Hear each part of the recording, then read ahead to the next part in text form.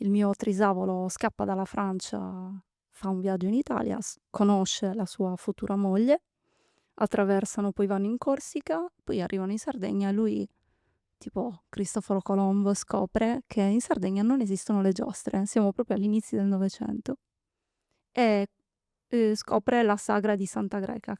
Già a quei tempi era molto rinomata.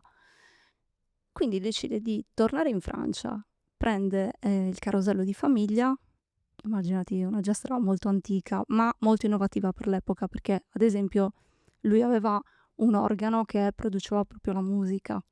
Ok. La porta in Sardegna e poi qui si stabilisce, fa arrivare altri parenti, i figli si sposano e dà origine a questa poi dinastia che è molto numerosa in Sardegna. Noi siamo tanti